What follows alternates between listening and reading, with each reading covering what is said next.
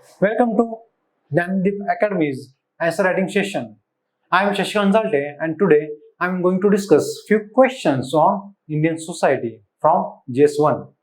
तर मित्रांनो आपल्याला माहिती आहे GS1 विचारला जातो 250 मार्कांसाठी and out of that 50 marks is given for Indian society part. And even though the syllabus is simple, the questions are not simple, and for that you need answer writing. So that is why today I am going to discuss two questions on Indian society part, and we are going to discuss why the keyword is given in such a language, and we will understand various aspects of the questions, and then we will see how to manage the words, as in how to manage the space given. तर मित्रांनो आपण लक्षात घ्या, the question here is examine the causes leading to the menace of child marriage in India. आपल्याला काय करायचंय? We have to examine the causes leading to the menace of child marriage in India. Causes of child marriage in India. We have to examine is the keyword. काय म्हणता? Examine म्हणजे काय? की एखादी गोष्ट ब्रेक अपार्ट करायची, तिचे तुकडे तुकडे करायचे, त्याचे जे कंपोनेंट्स असतील त्यांना जवळून बघायचं, निरीक्षण करायचं. म्हणजे काय? We have to take apart all the components of the answer and look at them very, very carefully. That means we have to look at the causes, various causes, and analyze all the causes. Okay? And in the second part, we have to mention how it can be prevented. So there are two parts to the question. First is causes, second is prevention. आपण जर पाहिलं तर हा प्रश्न तसा पाहिलं तर एकदम सोपा आहे. त्यामध्ये काय विचारते की चाइल्ड मॅरेज, बालविवाहाची कारण आणि त्यांना कसं रोखलं जाऊ शकतं, हे दोन सोपे कारण आहेत. परंतु the question is asked in a very difficult language which is asking is examine the causes leading to the menace of child marriage in India. How can child marriage be prevented? तर simple भाषेत सांगायचं झालं तर आपल्याला पहिला part address करायचा causes आणि second करायचं प्रिव्हेंटेड, कसं प्रिव्हेंट करता येऊ शकतं. The given word limit is 150 words. That means it will be asked for almost 10 marks. 10 मार्कांसाठी हा विचारला जाऊ शकतो हा प्रश्न. तर what we can do is we have to mention the introduction first. We have to introduce the question first. In introduction, what you can mention is what is child marriage. Child marriage ची definition you can mention. And if there is a specific data about child marriage with us, child marriage and data, we have to mention in the introduction. Child marriage and data, both things will serve as a better introduction. Child marriage definition काय असेल ती म्हणजेच काय की 18 वर्षाच्या खाली जर लग्न होत असेल तर त्याला चाइल्ड मॅरेज म्हणायचं. आणि डेटा काय आहे की जगातील 3 जर चाइल्ड मॅरेज होत असतील तर त्यापैकी एक चाइल्ड मॅरेज हे भारतात होतं. म्हणजे काय की 1/3 child marriages of the world happen in India. हा एक डेटा आपल्याकडे मांडता येऊ शकतो. म्हणजे आपल्याकडे child marriage is very much prevalent. तर हा झाला introduction. Then come to the body. Body म्हणजे मुख्य मजकूर. Body will have 2 parts. First we will have to mention the causes of child marriage. पहिले आपल्याला काय सांगायचं आहे? कॉजेसचे ऑलमोस्ट आपल्याला किती 4 पॉइंट्स सांगायचे आहेत. 4 points. So we have to mention almost 4 points. लक्षात घ्या 4 पॉइंट्स. Why 4 points? जर क्वेश्चन 10 मार्काला विचारलेला असेल, if the question is asked for 10 marks, then we have to provide at least 8 points, 8 to 10 points, but we are mentioning introduction as well as conclusion. That is why 8 points minimum we have to mention. ठीक है? तर causes is the first part of our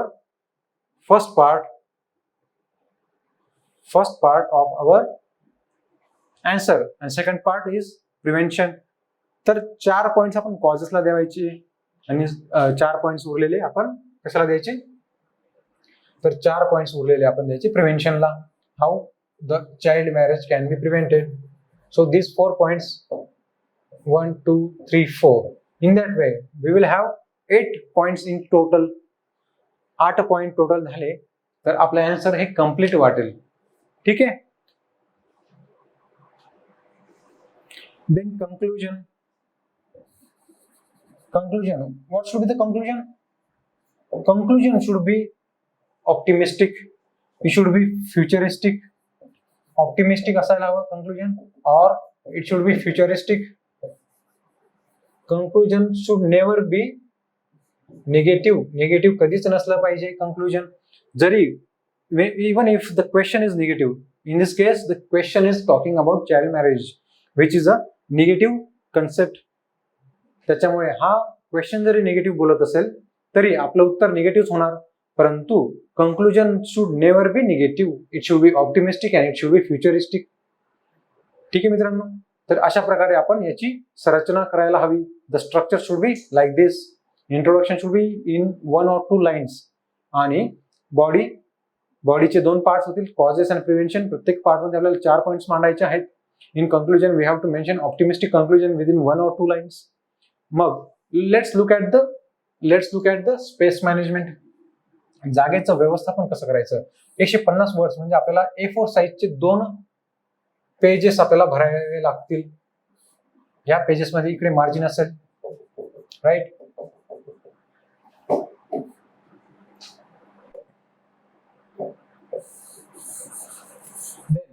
काय होईल की हे 2 A4 साईजचे papers आपल्याला भरायचे आहेत. यामध्ये मार्जिन असेल 2 साइडला. इथे आपला क्वेश्चन असेल. The question will talk about the question. Then let's come to the introduction. इथे आपला इंट्रो असेल, right. Intro will be within 1 or 2 lines. And let's come to the body. Body मध्ये आपल्याला first part which is A part. A part will talk about the causes and you will mention 4 points here, 1 2 3 4. आणि उरलेला जो part आहे, the B part about the prevention will come to the second page. It will talk about 4 points, and finally we have to mention the conclusion. In this way, conclusion will be within 1 or 2 sentences. म्हणजेच काय की आपल्याला 4 points causes मध्ये, 4 points prevention मध्ये, अशी जागा आपल्याला मांडायची आहे. तिचं व्यवस्थापन असं झालं पाहिजे जेणेकरून सगळी जागा आपली भरलेली दिसेल. मित्रांनो लक्ष घ्या, अक्षर छोटं काढलं तर काय होईल की जागा खूप उरेल, जागा मोकळी दिसेल. मग जागा जर मोकळी दिसेल तर एक्झामिनरला काय वाटेल की काहीतरी अपुरं राहिलंय. जागा मोकळी दिसली म्हणजे काय, आन्सर इनकम्प्लीट आहे. एक सायकोलॉजिकल इम्पॅक्ट होऊ शकतो. म्हणून अक्षर मोठं काढा. एका लाईन मध्ये जास्तीत जास्त 5 ते 6 वर्ड्स लिहा आणि सगळी जागा भरण्याचा प्रयत्न करा. ठीक आहे, तर आपण आता येऊया आन्सरकडे. Examine the causes leading to the menace. Examine the causes leading to the menace of child marriage in India. How can child marriage be prevented? ठीक आहे. So child marriage आपण definition देत आहोत. Child marriage is defined as a marriage of a girl or boy before the age of 18. This is the definition in simple language. If the marriage is done before the age of 18, it is called as child marriage. According to UNICEF, 1 in 3 of the world's child brides live in India. जगातील 3 बाल विवाहितांपैकी एक बाल विवाहिता म्हणजे एक नवरी भारतामध्ये आढळते. हा एक डेटा आहे महत्वाचा. म्हणजे काय की almost 1/3 child marriages happen in India. आपल्या भारतामध्ये 1/3 बालविवाह जगातले आढळतात. Factors leading to continued prevalence of child marriage in India. We have to mention the causes, म्हणजे फॅक्टर्स, की आपल्याकडे बालविवाह आढळण्याचे कारण काय. So first is lack of education. This is the main reason. Lack of education. A big determinant of the age of marriage is education. कारण की ज्या महिलांना शिक्षण नाही मिळत, म्हणजेच काय की around 45% of women with no education and 40% with primary education married before the age of 18, according to the National Family Health Survey 4. हे तुम्ही ब्रॅकेट मध्ये मांडायचं आणि याला मेन्शन करायचं की this is the source of for my data. म्हणजेच काय की ज्या महिलांना शिक्षण नाही मिळत त्यांचं 45% महिलांना आधीच लग्न करावं लागतं. ज्या महिलांना शिक्षण नाही मिळत अशा महिलांपैकी 45% महिलांचं बालविवाह होत असतो. आणि ज्यांना फक्त प्रायमरी एज्युकेशन मिळतं त्यांच्यापैकी 40% महिलांचा बालविवाह होतो. म्हणजेच काय की उरलेल्या स्त्रिया ज्यांना शिक्षण मिळतं, उच्च शिक्षण मिळतं, त्यांचं बालविवाह होत नाही. So marriage lack of marriage or lack of education is the biggest cause behind the child marriage in India. Second is girls are seen as a burden. A girl child is seen as a burden to the family. Child marriage is a way to get rid of that burden. मुलीला जड समजलं जातं, ओझं समजलं जातं आणि लग्न करून टाकलं म्हणजे काय की ते ओझं आपल्या डोक्यावरून कमी होईल असा गैरसमज काही लोकांमध्ये आपल्या समाजात असू शकतो.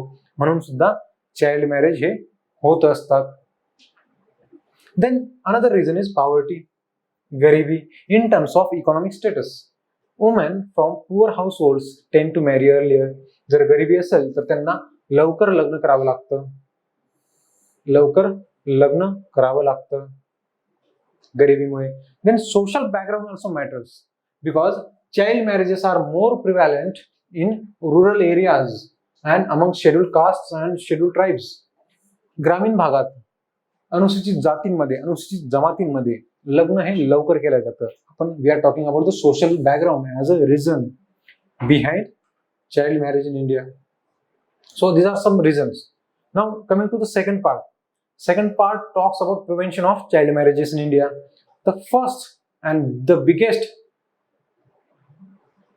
measure that can be taken is girls empowerment.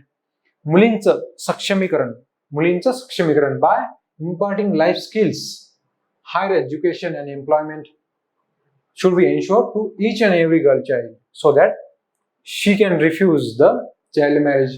जर मुलींना शिक्षण मिळालं, त्यांना रोजगाराच्या संधी मिळाल्या तर child marriage can be prevented. Primary and secondary education for girls should be promoted.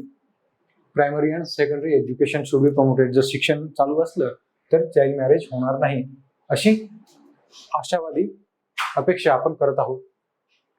Then community mobilisation. Community mobilisation म्हणजेच काय की आपल्याला social awareness, we have to create social awareness. That is important. Social awareness against child marriage. ठीक है. Working with influential leaders, oaths and pledges, counseling, folk and traditional media for raising awareness of child marriage. आता influential leaders म्हणजे काय की आता एखादा खेडगाव आहे त्याच्यामध्ये इन्फ्लुएन्शियल लीडर्स कोण असू शकतात? सरपंच असू शकतो किंवा गावातील काही मंडळी असतात जसं की शिक्षक असतील, यांचा प्रभाव गावातल्या लोकांवर असतो. तर तशा लोकांना हाती घ्यायचं आणि लोकांकडून प्रतिज्ञापत्रक घ्यायचे, लोकांना प्रतिज्ञा घ्यायला लावायची की आम्ही आमच्या मुलींचं किंवा मुलांचं बालविवाह करणार नाही. त्यांचं काउन्सिलिंग करायचं. जर कोणी करत असेल तर त्यांचं काउन्सिलिंग करायचं. देन काही नाटकं बसवायची, पथनाट्य बसवू शकतो, फोक अँड ट्रॅडिशनल मीडिया वापरू शकतो. So this can be used to create awareness of child marriage in India. And then there is a need to promote convergence between different programs by the government. जसं की programs and sectors at all levels should be converged in particular with education and social protection schemes and programs. त्यांचं convergence झालं पाहिजे. So there are some schemes like Beti Bachao Beti Padhao, Sukanya Samriddhi योजना. So these schemes are operating in silos. वेगवेगळ्या त्या काम करीत आहे, त्यांनी एकत्र येऊन काम केलं गेलं पाहिजे. तर काय होईल की महिलांना, मुलींना त्याचा जास्त फायदा होईल असं आपण सुचवत आहोत as a prevention measure. Conditional cash transfer schemes. Conditional cash transfer म्हणजेच काय की एखादी मुलगी जन्माला आली तर पित्याला काय करायचं, तिच्या पित्याला किंवा पॅरेंट्सला ट्रान्सफर सम मनी. आणि मुलगी जेव्हा 18 वर्षाची होईल आणि तिचं लग्न झालेलं नसेल तर तिच्या लग्नासाठी काही मदत देऊ शकतो. तशीच एक स्कीम भूतकाळामध्ये धनलक्ष्मी स्कीम म्हणून होती. तिने काय केलं की जेव्हा मुलगी 18 वर्षाची होईल आणि तोपर्यंत जर लग्न झालेलं नसेल तर तिच्या पॅरेंट्सला एक मॉनिटरी रिवॉर्ड, एक इन्सेंटिव्ह मिळत असे, which ensured legal protection of the marriage. त्याच्यामुळे काय व्हायचं की लिगल प्रोटेक्शन मिळायचं म्हणजे तोपर्यंत चाइल्ड मॅरेज होणार नाही आणि त्या पैशांचा फायदा मुलीच्या शिक्षणाला सुद्धा झाला. तर ही स्कीम सध्या नाहीये, परंतु अशा स्कीम्स पुन्हा चालू केल्या जाऊ शकतात.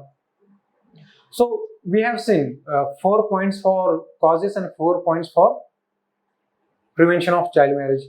आता कंक्लुजन कडे येऊया. कंक्लुजन लिहिताना असा शब्द कधी लिहू नका कंक्लुजन, म्हणून मी डोंट राईट सच वर्ड्स त्याच्यामुळे हे काढून टाकले. So don't write conclusion as in this word.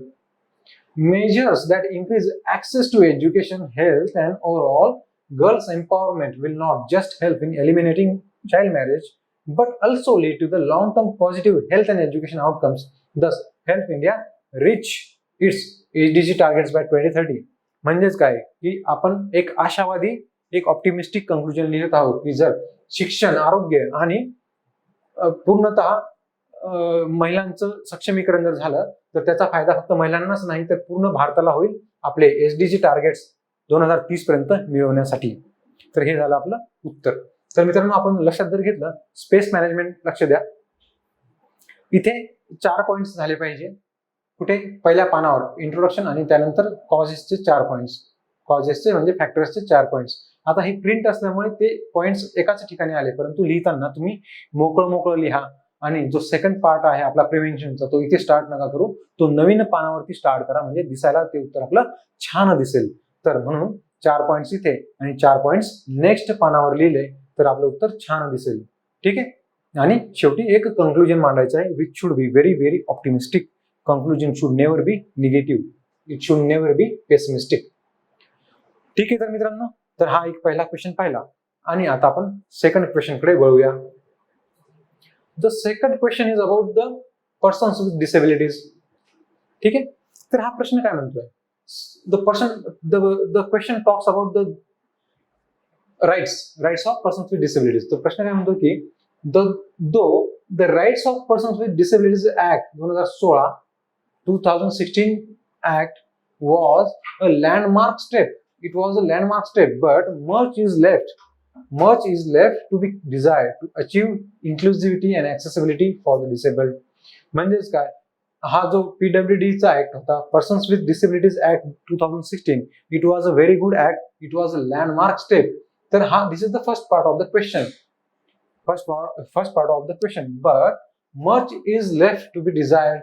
Much is left म्हणजे काय की चांगली कामगिरी झालेली नाही. कशामध्ये? To achieve inclusivity and accessibility. म्हणजेच सर्वसमावेशकता आणि ऍक्सेसिबिलिटी म्हणजे काय?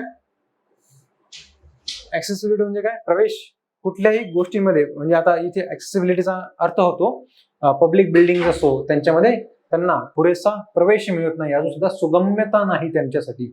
तर so these are 2 parts we have to एक्झामिनचा अर्थ काय? We have to take apart those parts and look at them carefully.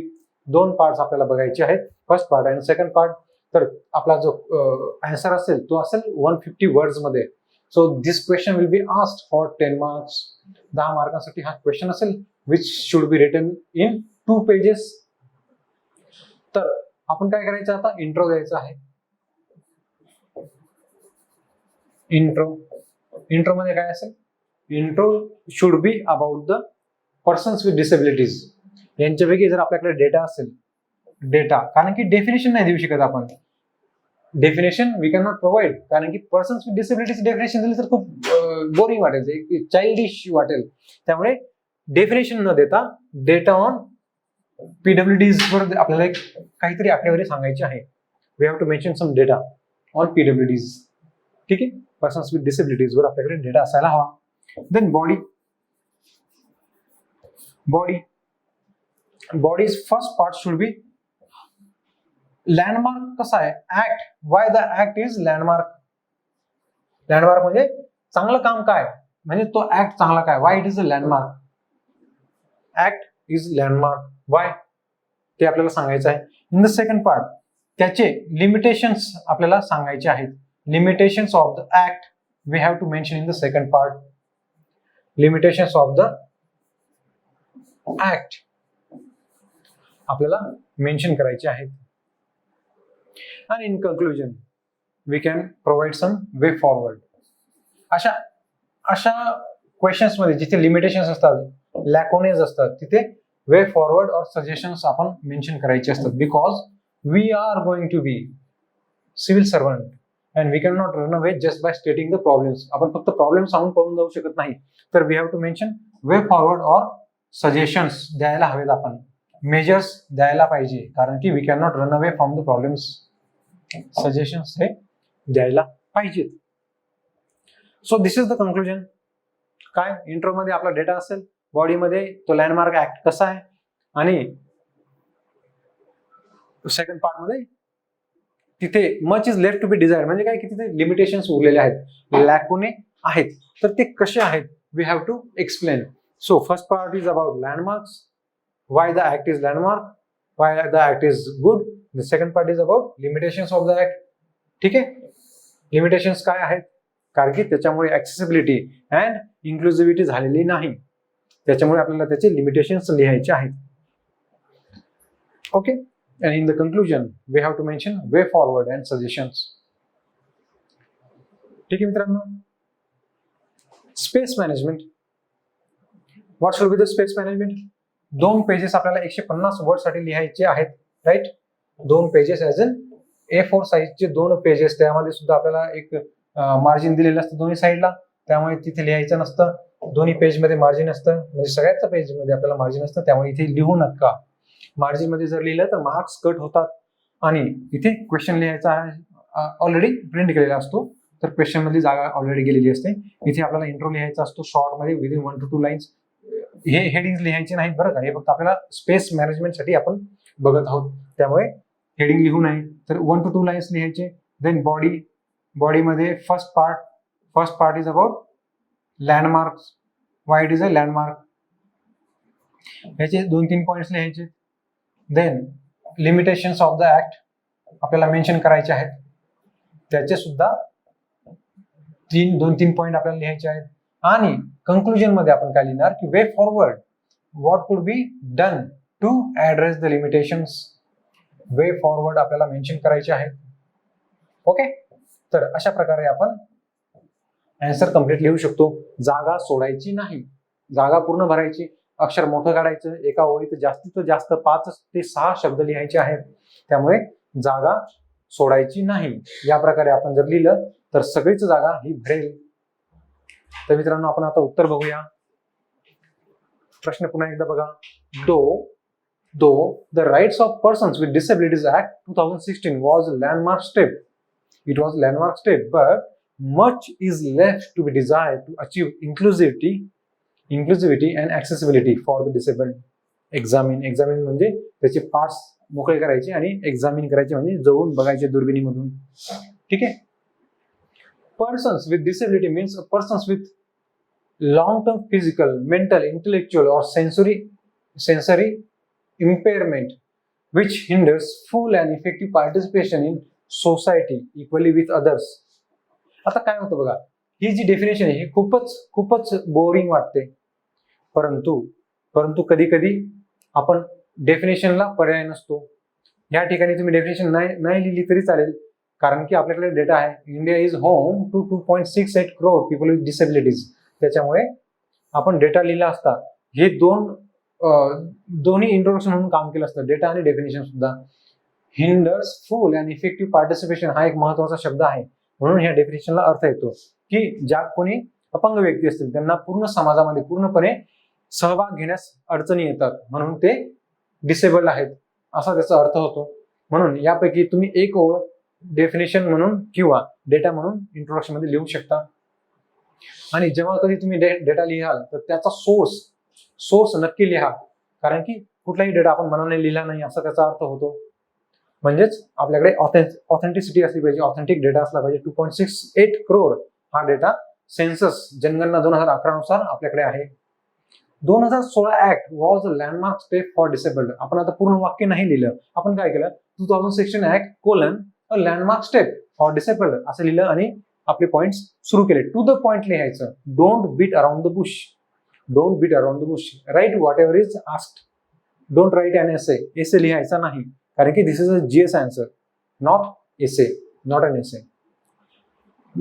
So what are very good provisions of the act.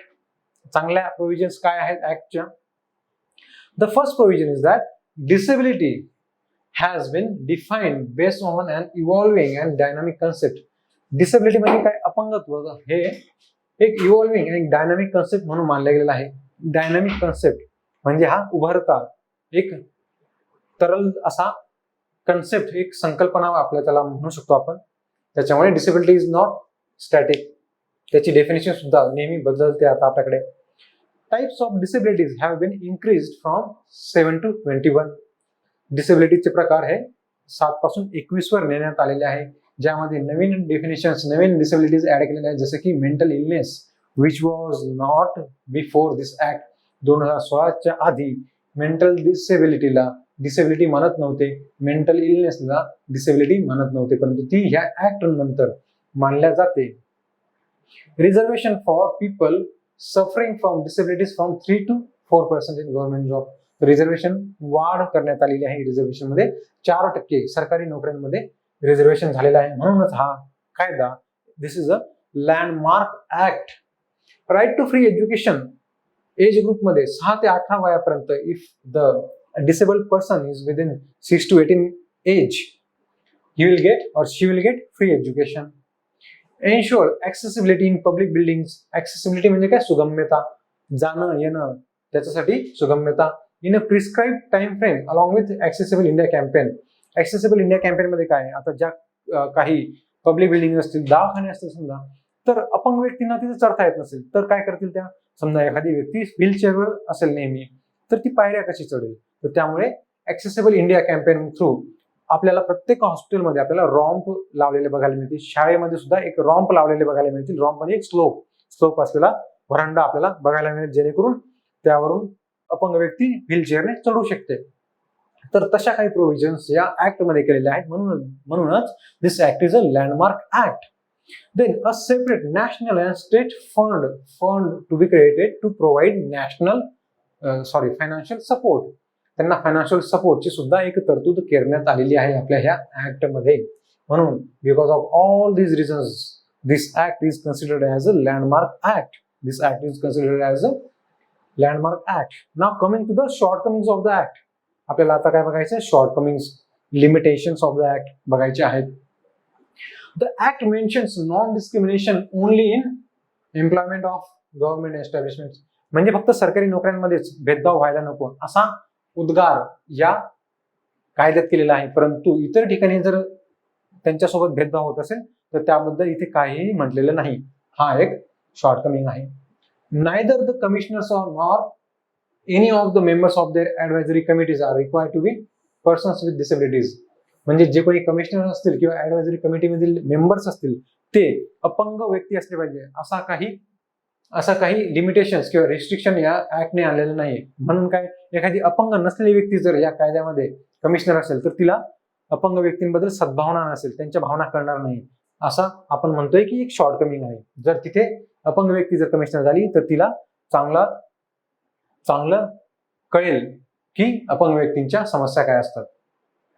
The bill does not specify time frame for a certificate of disability to be issued. जो काही certificate issue करतात त्याच्यासाठी time table हा prescribe केलेला नाही. Shortcoming आहे ही, एवढी मोठी नाही, परंतु दिस इज ऑल्सो शॉर्टकमिंग. काय होतं बघा, एखादी अपंग व्यक्ती ती किती वेळा फेट्या मारेल, किती वेळा फेट्या किंवा खेट्या आपण म्हणू शकतो किंवा फेऱ्या या त्या ऑफिसच्या मारेल डिसेबिलिटी सर्टिफिकेट मिळण्यासाठी. म्हणून एक टाइम फ्रेम द्यायला हवा होता, अशी आपण नाराजी व्यक्त करत आहोत. After this we can mention way forward. आपल्याला काय करायचं, वे फॉरवर्ड मेन्शन करायचं आहे. Because we are going to be civil servants and we can not run away by stating only the problems. फक्त प्रश्न सांगून किंवा प्रॉब्लेम सांगून आपण पळून जाऊ शकत नाही, तर आपल्याला त्याची उत्तर सुद्धा शोधावं लागेल, आपल्याला त्याची उपाय सुद्धा शोधावे लागतील. So what is the way forward?